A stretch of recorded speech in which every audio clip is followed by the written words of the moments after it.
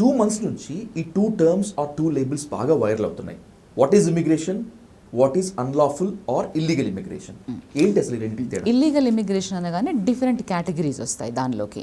ఎవరైతే అన్డాక్యుమెంటెడ్ అంటే పేపర్స్ ఏవి లేకుండా కంట్రీలోకి వస్తారు కదా, వాళ్ళని అన్డాక్యుమెంటెడ్ అంటారు. ఇట్లా సదరన్ బార్డర్స్ టైట్ చేసి లేవు కాబట్టి సదరన్ బార్డర్స్ నుంచి వచ్చేవాళ్ళు, అదొకటి. ఎప్పుడో చిన్నప్పుడే కంట్రీలోకి తీసుకురాబడి వాళ్ళకి పెద్దగా అయిన తర్వాత ఏం స్టేటస్ లేకుండా, ఏమి డాక్యుమెంట్స్ లేకుండా అన్డాక్యుమెంటెడ్ వాళ్ళు కూడా ఇల్లీగల్ కిందకే వస్తారు. అండ్ దెన్ ఏదో ఒక టెంపరీ స్టేటస్ మీద, ఎగ్జాంపుల్ ఇండియా నుంచి కొంతమంది వెళ్ళారనుకోండి, B2లో వెళ్తారు. వెళ్ళిన తర్వాత 6 months ఉంటుంది యూజువల్గా, కొన్నిసార్లు 6 months కూడా ఇవ్వరు. సో అంటే వాళ్ళకి వీసా 10 years ఉన్నా కూడాను ఈచ్ అండ్ ఎవ్రీ ఎంట్రీలో మీకు I-94 అనేది డిఫైన్ చేస్తుంది, మీరు ఎంతకాలము ఆ కంట్రీలో ఉండొచ్చు అనేది. B2 మీద ఒక పేరెంట్స్ వెళ్ళేటప్పుడు కానండి, ఏ వ్యక్తి అయినా వెళ్ళేటప్పుడు మీకు మల్టిపుల్ ఎంట్రీ 10 years వీసా ఉన్నా కూడాను మీకు I-94 will decide your stay inside the country. అది మ్యాక్సిమం ఒక ఇయర్లో, అంటే మీరు ఎంటర్ అయ్యేటప్పుడు 6 months మాత్రమే ఇస్తారు. ఇన్ ఎ గివెన్ ఇయర్లో మీరు 6 months మాత్రమే అక్కడ ఉండొచ్చు.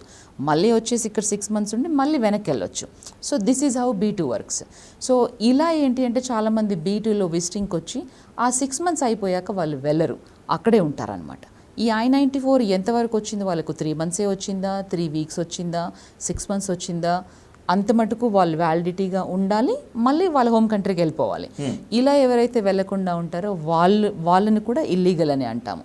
ఇలా ప్రాపర్ స్టేటస్లో వెళ్ళి అది మెయింటైన్ చేయకుండా who will fall out of that status, వాళ్ళని ఇల్లీగల్ ఇమిగ్రెంట్సే అంటాం. ఇలా రకరకాల అంటే అనాథరైజ్డ్ స్టే చేసిన అందరినీ కూడా ఆ కేటగిరీ కిందకి వస్తారనమాట. అంటే డిఫరెంట్ వర్డ్స్ యూజ్ చేయొచ్చు. అనాథరైజ్డ్ వర్క్ చేసిన వాళ్ళని, ఇలా ఎవరైనా కూడా స్టేటస్ లేకుండా ఇమిగ్రేషన్ రూల్స్ని వయలేషన్ చేసినప్పుడు they are called illegal aliens. అంటే ఇల్లీగల్గా వచ్చి unauthorised stay, bottom line. So ఈ స్పెసిఫిక్ గవర్నమెంట్ యొక్క ఉద్దేశం ఏంటి అని అంటే, క్రిమినల్ బ్యాక్గ్రౌండ్ ఉన్న వాళ్ళని మటుకు their focus first on criminal background ఉన్న ఇల్లీగల్ ఏలియన్స్ని పంపించేసేయాలి అనేది. అంటే కంట్రీ లోపలికి వచ్చి ఇట్లా చిన్నగా, అంటే చిన్నగా కూడా కాదు, కొన్నిసార్లు పెద్దగా, అంటే డ్రగ్ కార్టెల్స్ నుంచి రేప్స్, మర్డర్స్, థెఫ్ట్స్ ఇట్లా రకరకాలుగా చేస్తూ ఉంటారు.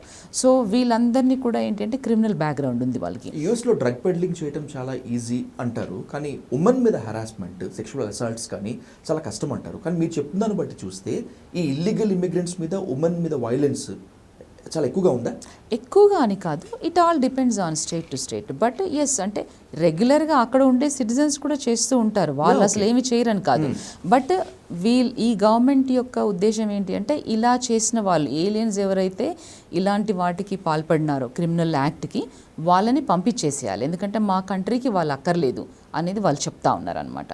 So their focus first is there. And ఆ తర్వాత ఆటోమేటిక్గా, అంటే ఇప్పుడు 4-year టర్మ్లో వాళ్ళకి ఇదంతా క్లీనప్ చేయడానికి మేబీ ఒక 6 months 7 months అట్లా పట్టొచ్చు.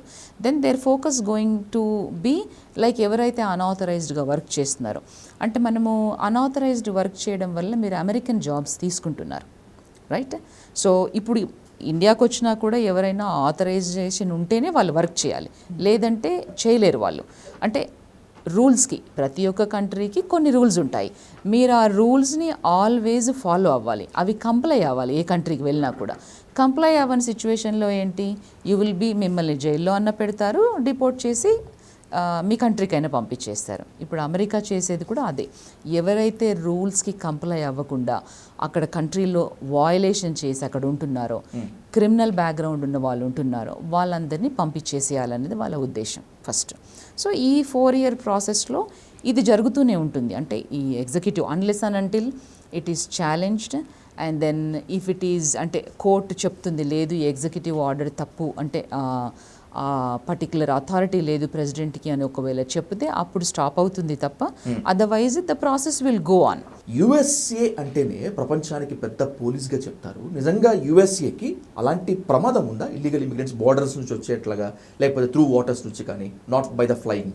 అఫ్ కోర్స్, ఇప్పుడు మనకు క్యూబా సైడ్ చూసుకుంటే వాటర్స్ నుంచి వస్తారు చాలామంది, సదరన్ బార్డర్ ఇట్లా మెక్సికో సైడ్ నుంచి చూసుకుంటే కొన్నిసార్లు టన్నల్స్ నుంచి కూడా వస్తారు, కొన్నిసార్లు వచ్చి, అంటే వేరే డిఫరెంట్ కంట్రీస్ నుంచి వచ్చి కూడా మెక్సికోలో ఆగిపోయి they want to clear the paper work అంతా, వచ్చి అసైలం పెట్టుకొని ఇవన్నీ, అంటే అవి క్లియర్ చేశారు చాలా మటుకు. ట్రంప్ ఏంటి అని అంటే రిమైన్ ఇన్ మెక్సికో అనేది ఆర్డర్ ఒకటి పాస్ చేశారు ఇప్పుడు.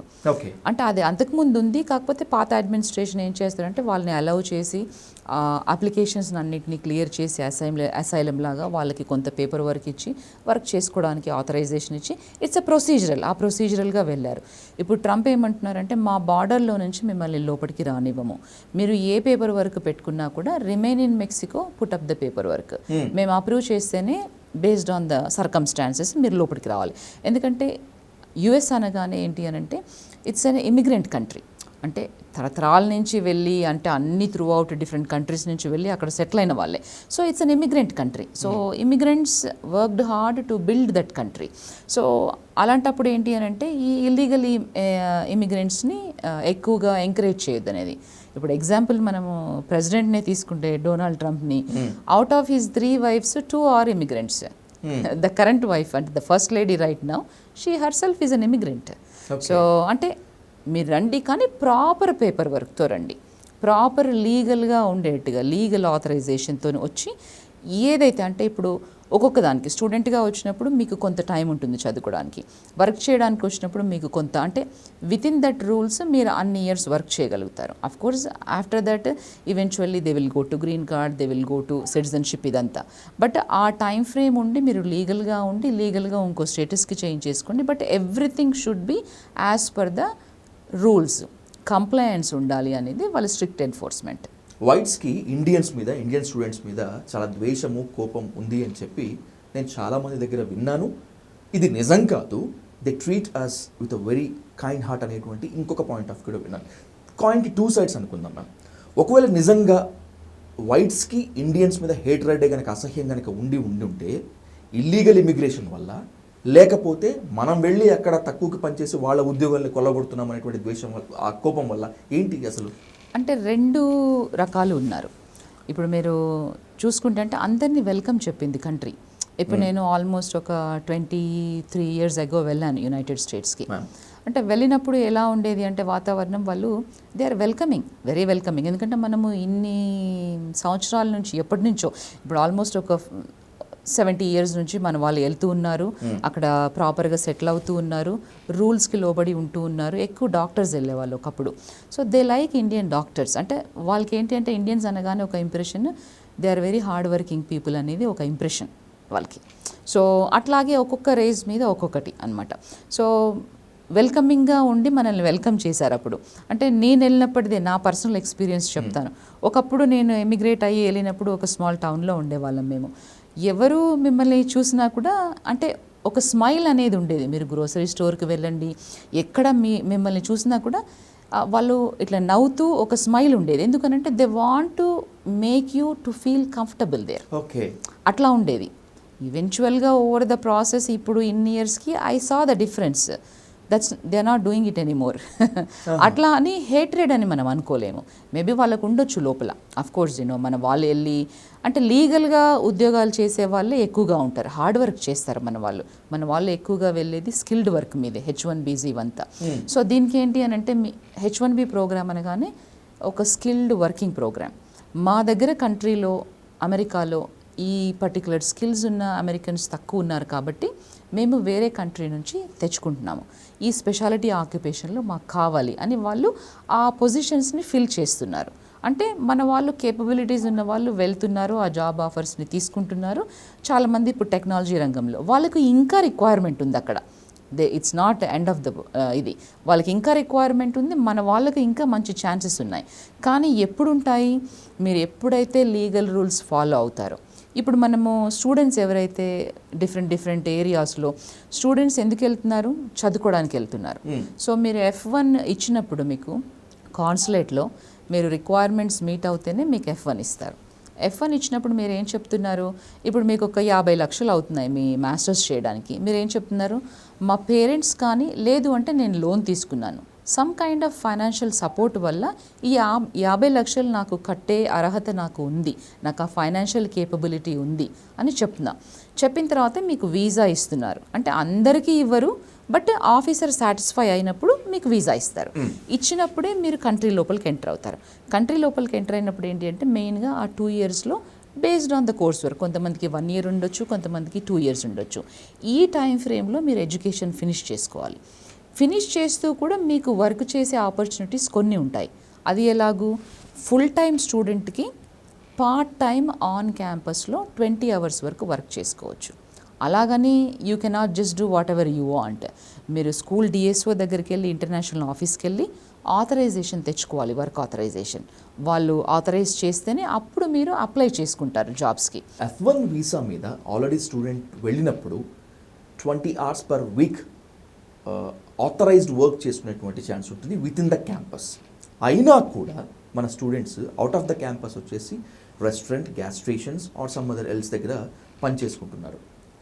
అంటే ఎక్స్ట్రా ఇన్కమ్ మీద మన వాళ్ళు ఫోకస్ చేయటం వల్ల ఇది జరుగుతుందా, లేకపోతే క్యాంపస్ రిక్రూట్మెంట్ ప్లేస్మెంట్స్ దొరకక ఇది జరుగుతుందా? అంటే క్యాంపస్ రిక్రూట్మెంట్ ప్లేసెస్ అని అంటే అది మీకు మాస్టర్స్ అయిపోయిన తర్వాత వాళ్ళకి ఎవరైతే రిక్రూట్మెంట్ కోసం లోపలికి వస్తారో ఆ క్యాంపస్లోకి రిక్రూట్ చేసుకుంటారు, వెళ్ళిపోతారు. But in between the course వర్క్లో ఉన్నప్పుడు some times they might not get opportunities for the full time. కొంతమందికి వస్తుంది. కొంతమంది ఏం చేస్తారు అని అంటే మధ్యలో 1 year ఒక 2 semesters అయిపోయాక సిపిటీ తీసుకొని దాని మీద వర్క్ చేస్తారు. వర్క్ చేసి మళ్ళీ they will come back and finish another year. ఇట్లా రకరకాలుగా ఉంటుంది. సో ప్లేస్మెంట్స్ దొరక్కపోవడం వలన అని కాకుండా ఏం చెప్పొచ్చు అంటే వీళ్ళకి ఎక్స్ట్రా మనీ నీడెడ్ అవుతుంది. అంటే స్టూడెంట్స్కి ఒక లగ్జరీ లైఫ్ అలవాటు అయిపోయింది అనుకోండి, ఆ లగ్జరీస్ని వీళ్ళు అంటే అకాంప్లిష్ చేసుకోవడానికి ఇలా అనదర్ జాబ్ కూడా చేసుకునే అవకాశం ఉంది. కానీ వాళ్ళు రియలైజ్ అవ్వాల్సింది ఏంటి అని అంటే మీరు ఎందుకు వచ్చారు, చదువుకోవడానికి వచ్చారు, జాబ్ చేయడానికి కాదు. ఫస్ట్ ఇనీషియల్గా పార్ట్ టైం దొరికిందా క్యాంపస్లో చేసుకోండి, లేదు అని అంటే focus on your goal, finish your masters, then move forward for the OPT అట్లా ఫుల్ టైం జాబ్కి. సో అట్లానే మనము ఇప్పుడు 100 మంది 1,00,000 మంది వెళ్తున్నారు. అట్లానే అందరూ 1,00,000 మంది వయలేట్ చేయట్లేదు, చాలామంది ఫాలో అవుతారు. అంటే వాళ్ళు ప్రాపర్గా 2 years కంప్లీట్ చేస్తారు, ఓపీటీ తీసుకుంటారు, అది కంప్లీట్ చేస్తారు. ప్లేస్మెంట్స్లో అంటే వాళ్ళ ఓన్గా చూసుకుంటారు, అదర్ కన్సల్టెంట్స్ ఉంటే వాళ్ళు. అంటే ఎవరైతే ఇంటలెక్చువల్ ప్రాసెస్లో అంటే ఎక్కువగా మంచిగా చదువుకునే వాళ్ళు ఉంటారో, ఇంటెలిజెంట్ క్యాండిడేట్స్, వాళ్ళకి డెఫినెట్గా ఒక వే ఉంది. అఫ్ కోర్స్ మనం మార్కెట్ కండిషన్స్ తీసుకున్నాం అనుకోండి, జాబ్ మార్కెట్ కండిషన్స్, ఇది ఒక సైకిల్.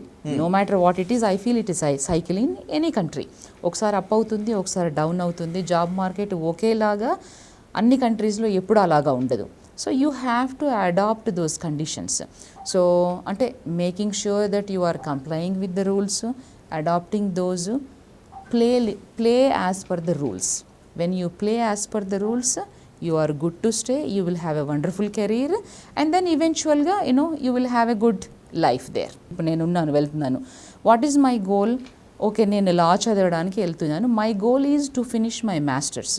అది చేసిన తర్వాత నేను లైసెన్సింగ్ రాసుకోవాలి, ఆ తర్వాత నా ప్రాక్టీస్ ఎస్టాబ్లిష్ చేసుకోవాలి, ఆ తర్వాత నేను మెయిన్ స్ట్రీమ్ ఆఫ్ ద ప్రాక్టీస్కి వెళ్ళాలి. This is my goal. అదే ఒక ఐటీ క్యాండిడేట్ వచ్చాడు అనుకోండి, మాస్టర్స్ నేను 2 yearsలో చేయాలి, ఆ తర్వాత నేను ఓపీటీ.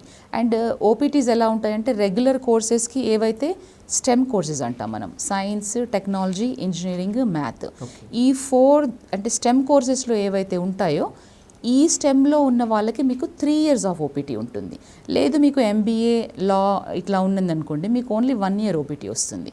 సో స్టెమ్లో ఉన్న వాళ్ళకి అడ్వాంటేజ్ ఏంటి అంటే they will get full 3 years of OPT. ఆ ఓపీటీని యూటిలైజ్ చేసుకుంటారు, అప్పుడు జాబ్ చేస్తారు. తర్వాత ఈవెన్చువల్గా H1B మీదకి వెళ్తారు, అది 6 years ఉంటుంది. దాని తర్వాత వాళ్ళకి I-140s అప్రూవ్ అవుతాయి. తర్వాత H1Bs బియాండ్ 6 years ఎక్స్టెండ్ చేసుకుంటారు. తర్వాత గ్రీన్ కార్డ్స్ అనేది ఇప్పుడు మన వాళ్ళకి అది it's a very long term short, I would say at least 20-30 years పడుతుంది ఇప్పుడు వీళ్ళకి రావాలి అంటే. ఎందుకంటే పర్ కంట్రీ కోటా లిమిటేషన్ ఉండి మన వాళ్ళు ఎక్కువగా ఇమిగ్రేట్ అయిపోయి ఉండి. బట్ హవెవర్ వాళ్ళకి I-140 అంటే లేబరును I-140 క్లియర్ అయిపోతే దెన్ వాళ్ళు beyond the 6 year H1B extend చేసుకోవచ్చు. ఒకవేళ అంటే ప్రిన్సిపల్ అప్లికెంట్కి I-140 కనుక అప్రూవ్ అయి ఉంటే స్పౌస్ కూడా ఈఏడి మీద వర్క్ చేసుకోవచ్చు. సో ఆ తర్వాత గ్రీన్ కార్డ్ వస్తుంది, తర్వాత సిటిజన్షిప్. ఇట్లా ఒక ప్రొసీజరల్లో వెళ్ళాలి. మీరు ఈ షార్ట్ కట్స్ చూస్ చేసుకోవడం వల్ల ఏమవుతుంది అని అంటే you are getting distracted from your goal. మీ గోల్ ఏంటి? చదువుకోవడానికి వచ్చారు. ఇలా అన్ఆథరైజ్డ్ వర్క్ చేయడం వల్ల నాట్ ఓన్లీ అంటే మీరు ముందుకు వెళ్ళలేకపోతున్నారు, you are not able to achieve your goal, but however you will also lose a career.